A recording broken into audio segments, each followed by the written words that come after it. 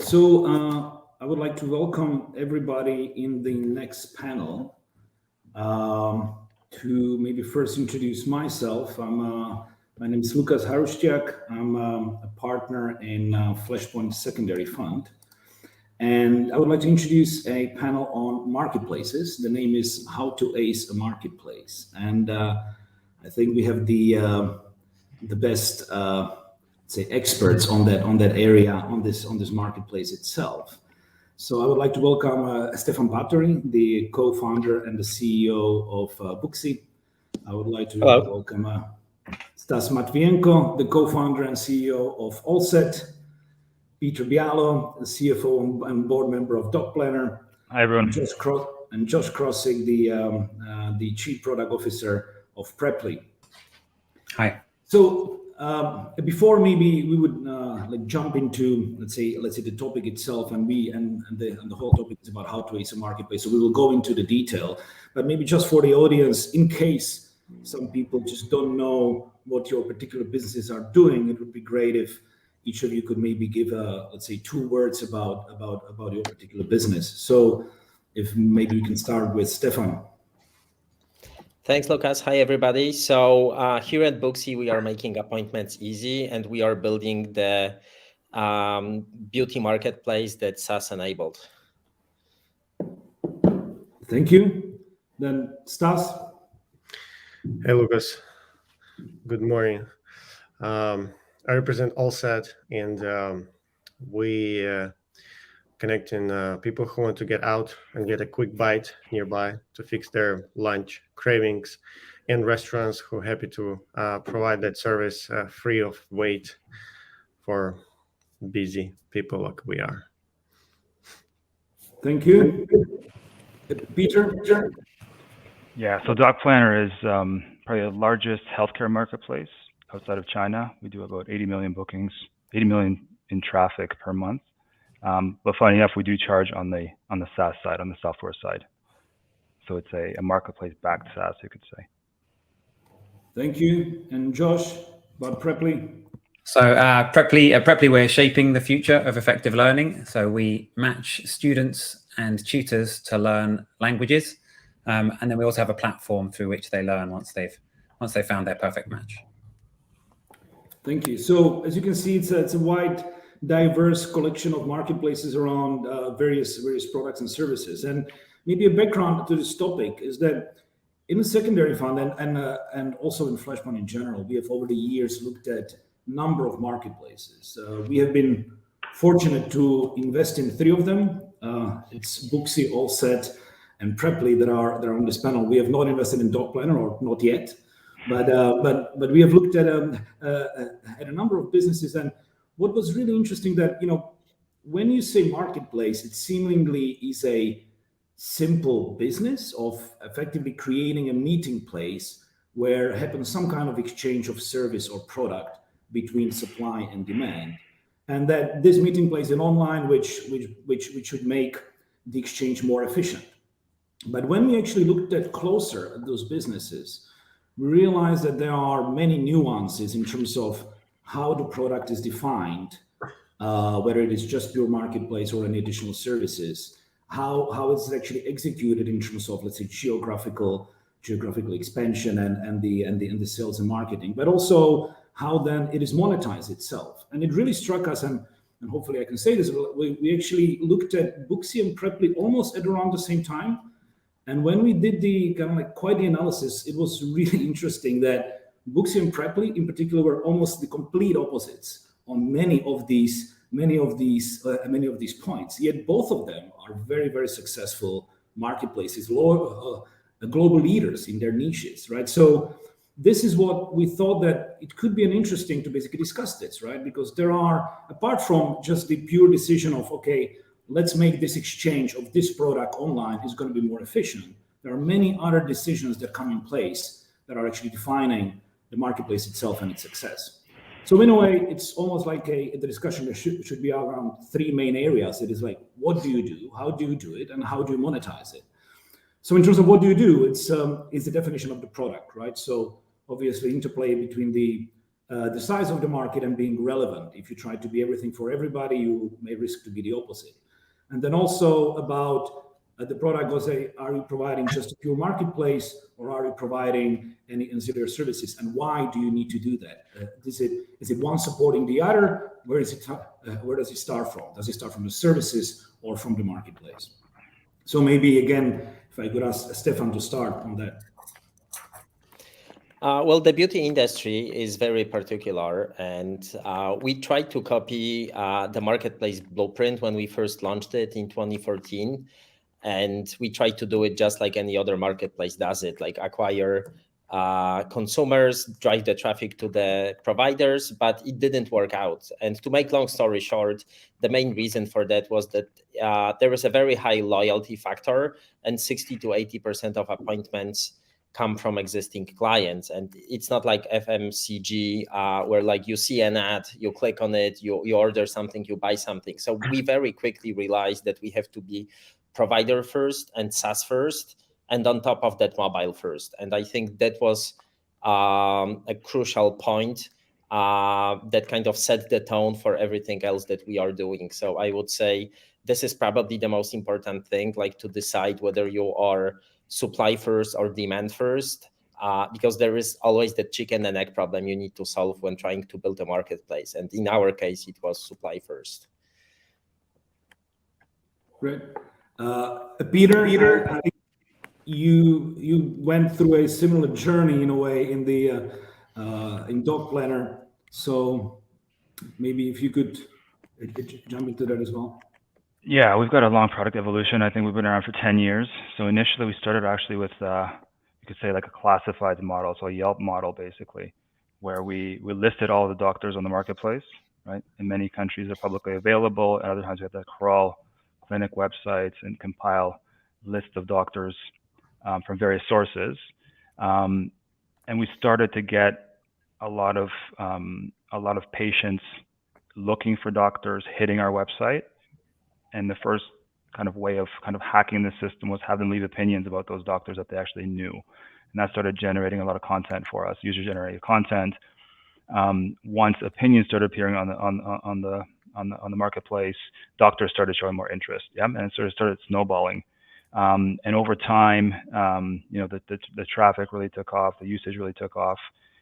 Both sides were actually generating content because more and more opinions, more doctors started filling out their profiles, taking over and claiming their profiles. And so at that point, we felt we had something that had legs, and we started moving to a booking model. Yeah, so we actually asked doctors, based on what feedback we saw from users, to actually show their real-time calendars on the marketplace in order to allow for bookings. And that also kind of took off. So we went from like a Yelp model to a Booking.com model. The charging was always on the doctor's side. Yeah, and we started out with a flat monthly fee, and you could say it was a lead gen model. And then the third part of the evolution was expanding that subscription service to include basically software for the clinics, for the doctors, that went beyond just lead gen to actually include things like invoicing, other tools to manage their practice, marketing tools to their patients, SMS reminders of visits, et cetera, et cetera. So you could say classified to marketplace to really SaaS, but we've kept that marketplace as a backbone. Okay, and the SaaS, so the SaaS component was it a key part of actually being able to enable the marketplace, or was it almost like two separate businesses, right? So they're very, very closely combined, right? And they kind of feed off each other. The issue in healthcare is that we really don't want to kind of direct or steer patients to any provider, right? To any doctor. We want them to get the best care for them. And so we saw there was a really, really uneven distribution, right, in the bookings to specific doctors. Always the top doctors got a lot of bookings and they were super, super happy. And then there's a bunch of doctors at the bottom who were either new to the sector, didn't have any good opinions, or for other reasons, we're not getting a lot of bookings. And so the distribution is super, super wide. And those doctors at the bottom, who were not generating a lot of leads, they weren't super satisfied with the product, right? And we had to give them sort of additional value in order for them to kind of continue paying that monthly subscription fee. And so the way we did that is actually help them digitize the practice more comprehensively, not just, removing the pressure from the reception desk to move the booking online, but also digitizing other functions, other parts of that healthcare experience. Thank you.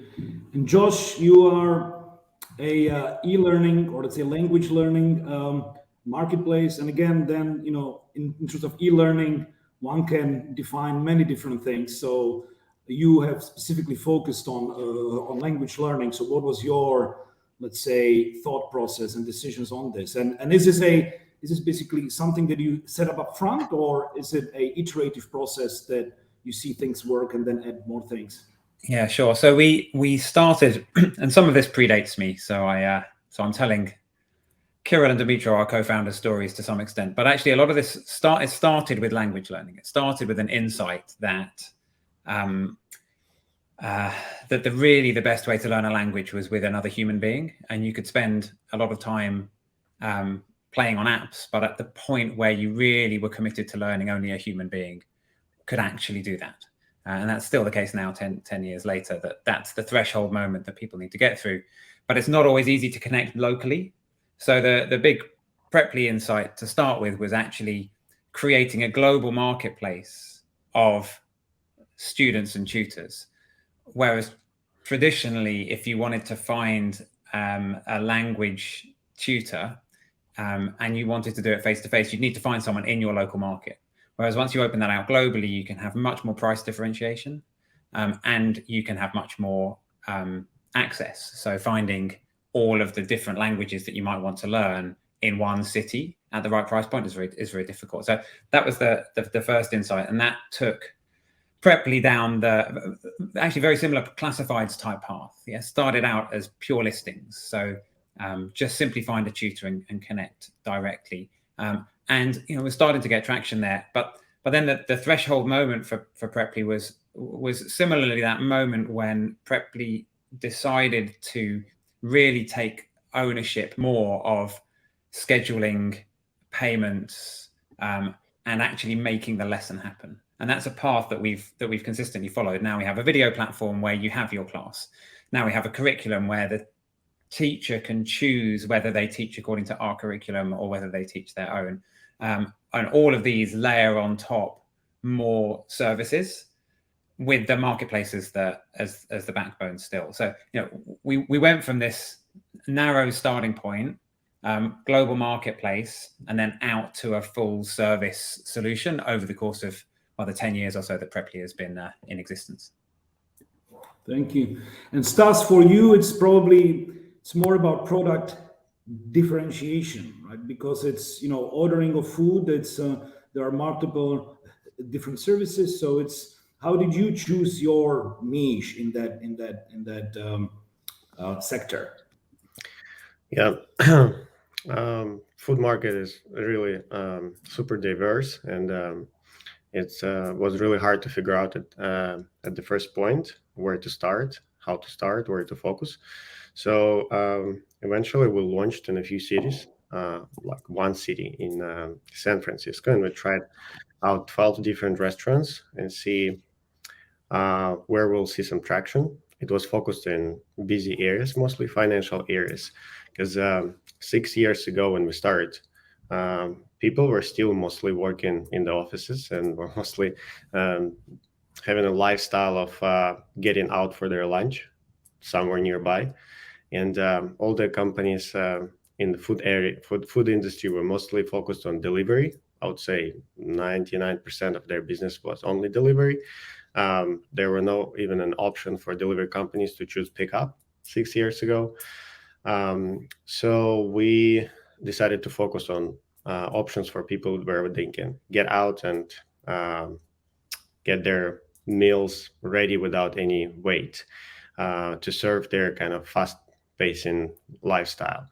And when it seemed a good solution for everybody who wanted and to get their lunch done faster, we actually only noticed results when there were only few, at least 3 restaurants located nearby. All those standalone restaurants without any other offerings nearby didn't find a good traction. So then we figured out that we need to focus our offerings within high density areas. So then people, when they open in the app, they can see a lot of options nearby. And in our case, it was not about product first, it was about supply first at the beginning. So people wanted to have an app where they can try different spots within 5-minute walk. So it took us around a year at least to figure this out. And then we figured out that we need to focus on those small high density areas. We actually narrowed down everything to the zip code. And then we started listening to our customers, like what else is not on the platform, what we're missing out, what other type of restaurants, cuisines they want to see on the platform.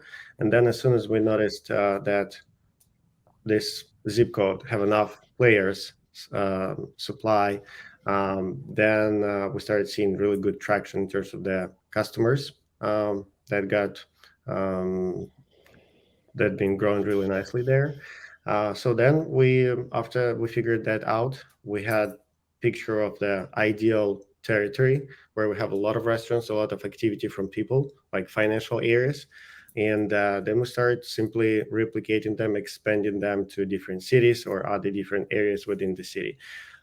So I would say first it was figure out supply, where to get this supply, then listen to customers, listen to users, and adjust along the way. Thank you. You touched upon actually a topic that I want to discuss as well, and that is that how do you execute? And that is in a way was kind of like a difference between a local and a global marketplace, and some of it is derived from the product itself, as Josh mentioned, that it was basically increasing the supply of the teachers who didn't need to physically meet. Whereas on the other hand, for example, for Booksy, people do need to physically meet, right? So by definition, it is a certain, let's say, local marketplace. And it would be interesting to understand the dynamics, or basically how the business even needs to be set up or organized, or how the sales or marketing needs to be organized around that. So Stefan, if you could, or even let's say the flywheel going, right? So Stefan, if you could maybe a few words on that. That's a really good question, and it's a pretty complex answer, at least from my end, because on one hand, we need to execute on a very local, even hyper-local level, down to the city or neighborhood level or zip code level, kind of like Stas mentioned. However, in our case, to be competitive, we need to sell the SaaS product first. And to sell the SaaS product first, like we need to invest a lot into that SaaS product. And to invest a lot into the SaaS product and to be really competitive, we need to have scale. So a lot of competitors who tried that marketplace model and they just tried to focus on 1 or 2 local areas, they failed because they never built scale big enough to justify investments into the product, and they were not good enough on the product side. So we have kind of a hybrid approach, hybrid strategy. So we have this hyper local strategy to build marketplace liquidity, but at the same time we have I want to say global, even though we operate in 5 or 6 core markets today. We are not really like a global company operating everywhere, but to build meaningful scale, we have this SaaS mindset. So we have those 2 strategies. We call it nationwide, where we go across entire country in the US or in the UK or Poland, and we don't really care where we get providers from, and we sell them the SaaS product. But on the local scale, we focus on building that liquidity. So those 2 are complementary for us, and they seem that might seem counterintuitive, but as I said, a lot of competitors who tried to build marketplaces, they were not able to get it off the ground and build scale that would justify investment into the product. And then a lot of SaaS players that are building great SaaS products, they are not focusing on building that local liquidity that builds moat around their business. So that's how we are pushing them out of local markets. So we have that hybrid model that's pretty complex and makes the execution really complex, especially like when you talk about priorities. Understood. So do you have then like two kinds of teams on your team, and do they argue with each other where the money should come to? Yeah, we do have two teams. As I mentioned, we call it NASA, Nationwide Acquisition, and then we have those local teams that are driven by field sales and boots on the ground. Those two teams, they don't really argue with themselves, but especially when it comes to product development and all the back office and operations, like we are talking a lot. It's a balancing act in our case, and that's a pretty difficult thing to do. Understood. Okay, thanks. And Josh, you are obviously your whole basically premise of the product is that this e-learning, so people do not need to meet each other. So a global marketplace by definition. So what would you say about that? How does a global marketplace need to look like? Well, we one of the things that we really needed to think about early and keep thinking about now is the simple stuff around localization. And that means, if you're going to be matching supply and demand potentially on other sides of the world, and that's your purpose, then things like localization, like local payment types, taking into account different cultural norms becomes essential. You can't tack that on later. You can't add it later and say, right, now we're going to take this thing that works only for this language in this market and put it somewhere else. So Preply localized very early. I worked for a long time in Expedia Group as well. And, it's very much the baseline of everything is a single global platform with strong localization that sits on top of it. That is a primary principle of the organization. And it then helped us in Preply to scale, because you don't necessarily need to really be focusing hyperlocal. You can then actually bring in marketing channels that allow you to hit demand globally and convert them within your platform, because you're a fully global first organization. It's easier said than done, but it's also not that difficult if you start at the beginning that way. If you start going in, we're going to be global, then the way that you architect your systems, the way that you write code from day one changes. And it's very hard to retrofit that on top, but it's not that difficult to start that way. And I think that's one of the advantages Preply had fairly early on, is we were able to hit dozens of markets quite early, and then you see what sticks, and you see where you have your channel match, and you go deeper. But it was a highly effective starting point. Okay, it looks like there are still, because as a few of you mentioned in the first question, that there were a few things in terms of like pivoting, obviously finding the right product, but it seems that like some of these things need to be set up front in terms of so that it works and allows for the scale for the future. So maybe that on that. In terms of, a few of you said that basically you were building the supply first, right? So maybe, and it's like a classic question, like what is more important in the marketplace, supply and demand? Obviously both, right? It's like a Sophie's choice. But where is most of your focus on? Is it on the supply or demand? Peter, maybe on your business. Yeah, I think we've won. You could say, I don't want to be too arrogant about it, but in most markets that we're in right now, we have a clear dominant position in terms of the marketplace. So we're like clear traffic leaders, and we're not actually monetizing that side. So for those two reasons, we're focused much more on the doctors, the clinics. So it's like the supply side. So the product development, I'd say more than half of it now is focused on the doctors. That's where 99% of our revenues comes from as well. And so sales is and marketing and customer success is on that side of the marketplace as well. So that's really been the focus for the past 4 or 5 years, really. Okay, so it's really on the supply that what you are, and then do you ever market to demand, or basically the supply availability brings the demand by itself? What's your experience? So we got lucky, I would say, because we started early. Like I said, 2012, we launched most of our markets on the marketplace side. And when this was still quite early in the healthcare space, there were no dominant marketplaces yet. And so we were able to build a good position in each of our markets. And we had like a really good growth hacking kind of mindset where we didn't actually have to pay for AdWords or for other sort of paid marketing channels. And so even now, about 99% of our traffic is really organic, organic search, direct, and a small fraction, like 1%, is paid. I'm talking about the patient side now, right? The user side now. So we've been super fortunate, and I think it's sort of like a winner takes all market, right? Country by country. And so once you have sufficient scale, so a sufficient lead, right? The flywheel keeps working for your benefit, and the difference between player 1 and 2 just keeps growing. Yeah. And so we're in a fortunate position that we don't have to invest a lot on the demand side anymore. Interesting. Stefan, you as well. I know that you are mainly focusing on basically on the supply side in terms of, I would say your budget, or let's say marketing and sales efforts. Yet at the same time, you have created a very successful consumer brand, effectively, in terms of app downloads and the popularity. So what were the hacks that you have done in your business to drive the demand? Well, as I mentioned, in this space, loyalty is a huge factor, and 60 to 80% of appointments come from existing clients. So we basically use the supply to acquire the demand for us. So we have that B2B2C approach, and kind of similar to what Peter mentioned, that they didn't really spend money to acquire the traffic, to acquire the consumers.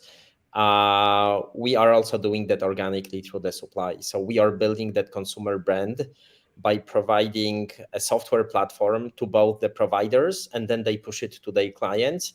So at first we are more of a fulfillment platform for both. And that's how we habitualize it on the consumer end. But as we build liquidity and consumers, we become top of mind for the consumers, then that's how we transition into the marketplace, into a search and discovery platform. So that was provider first approach, and positioning Booksy as a fulfillment platform for them, and ensuring that the providers push Booksy, promote it to all of their existing clients. Understood. So maybe over to Stas, and going to, let's say, the business model. It's both Booksy and DocPlanner are very much, let's say, focusing on the SaaS part of the business, providing, let's say, these additional services. Obviously, for Allset, this is more like a pure marketplace, really a meeting place, and where there is like a transactional fee paid in between. So, well, in a way, I know the answer to a bit, but like, who should pay? Should it be the demand or the supply, at least for Allset? And were you forced to make, let's say, a pivot and a change in the business model in terms of who you charge along the way, and how did you execute it, and how did it go? Very good question. Yeah, Lukas been through a lot with us. So we started clearly as a kind of standards in the market, where you charge commission from restaurants and it's completely free for users, especially if we're talking about pickup. However, then with COVID, we appeared in a situation where local governments were like, hey, now you cannot charge restaurants 10%, you can only charge 5%. And then all our business and unit economic went to a really bad place. So then we kind of like, okay, then because our product is much better than others on the market, if we're talking about pickup and dining out, we introduced convenience fee for users, which we started with kind of a middle price, and then we grew it a little bit, and we figured out a kind of a number that is good for customers, that doesn't bother them, and still is a good number for us, which helped us to not just to bring our margins back when we were charging restaurants even 15%. We actually came to close to that, and we definitely see that by kind of thinking out of the box of your competitors and trying new stuff, you can actually kind of monetize not just the supply side, but also the demand side. And I can also see that there's the third part that we're working on, where you can monetize advertisers that also want to be shown for your demand or supply. So this is how we did it. Thank you. Josh, you also went through a kind of like a process of actually changing maybe slightly the business model along the time in terms of like how and who is monetized. And this is, well, now I have to say, like, this is actually one of the things that basically struck us, how Preply was almost like the complete opposite of Booksy, or even of DocPlanner, is that you're providing all these services to your supply side, yet you are not charging them at all. You are charging on the marketplace itself, right? So on the let's say the interactions. Yeah. So we charge a percentage of revenue, a percentage of the cost that the tutor sets, which varies based on how their tenure on the platform and things like that. And it's been pretty effective because it's very transparent when they sign up. They would obviously prefer not to pay it, but it's a very clear transactional relationship where they understand that if they want to acquire students through Preply, then those students, there will be a platform fee that we take. We actually have introduced a learner fee more recently that has allowed us to boost our margins a little bit. We've been super transparent about that with both sides of the marketplace, which has shown that actually there's some flexibility in actually being able to monetize both sides. But by far the vast majority of the way that this is positioned is that it's the tutor who is paying a certain amount. So yeah, and it's been effective. It's worked for us, and it's one of the things I like about it is it aligns everyone's incentives, because if learners learn more, the tutor earns more, and if the tutor earns more, Preply generates more revenue, and the whole thing just works together as a single unit. Thank you. And I know that you've also recently launched a subscription model, so that is also like an interesting concept for marketplace, which is by definition transactional. So. Yeah, and essentially what we've done is it's an evolution of the transactional model that we have, but you subscribe to a tutor. We keep the price point. The tutor still sets the price point, but the student commits to weekly lessons and a monthly payment, which works super well for our model, because the way that you actually learn a language is short-term commitment and long-term commitment with a person. So it bakes into the business model the outcome, the best way to achieve your outcome, and it's worked very well. It was a year-long transition to get there, but it basically every side of the marketplace wins with the new model, which is fantastic. Great, thanks very much. And maybe we have time for one last quick question, just around that. What would be the one thing, or maybe two things, like if basically a entrepreneur wants to start a marketplace now, what is the one thing they need to think about, or the key decision they need to make when they are setting up the business? Maybe go around the table. So Stefan first. I don't know if it's about one decision, because every marketplace, every space is different. So obviously that first decision would have been different for Booksy and Preply and everybody else. But I think it's about the resilience and not giving up. I think, this is what kind of sets apart successful founders from those that fail. Like, success is oftentimes around the corner, and people just give up before they see that. People give up too soon. So that would have been my one advice. Great. For me, maybe I would say that a growth hacking mindset at the beginning is super, super important. So don't think you can solve your problems or start the race with a lot of money. I really think about creative ways of building that the flywheel, right? And having someone who's super, super passionate with the product, right? And actually tinkering with it and playing with it and looking at user behavior, really monitoring the statistics behind the actual product. And two, maybe find an investor that actually specializes in marketplace. Stefan said there's differences, absolutely, but I think some commonalities, yeah? So things that we had in common, hacks and experiences that we could probably share. Thank you. Stas? Yeah, I definitely agree with Peter and Stefan. So marketplace is a long run way business, and it also requires a lot of investments, because like you're building a new business, definitely not just a new business, you're building a new market in the space. And in our case, it's really important to have that resilience and that creativity thinking approach, where you can figure out how you can hack that supply thing, how you can hack that demand thing. And the most important, I would say, as soon as you have something that you can offer to your demand or to your supply, figure out how you can expand it, how you can scale it, and focus. I would say this is really important. So focus on where it actually works. Listen to customers, that why they actually using you, and try to expand and replicate that flywheel by markets, or for marketplaces it can be all different, but yeah, replicating and scaling your focus is really important. Thank you. And Josh, your experience from a few marketplaces now already, even, not just Preply, but even before from hotels.com. I'd say think about what actual end user problem you're trying to solve early. I think in marketplaces, it's quite easy to go, our job is to match supply and demand. Whereas actually our job is to enable someone to achieve something. And in Preply, that's language learning. And in hotels.com, it was have an amazing vacation. And the more that you focus on that, the marketplace is a means to an end, and it'll get you to be thinking more about how to build your product to enable that. And that will build a much better product in the long run. Excellent.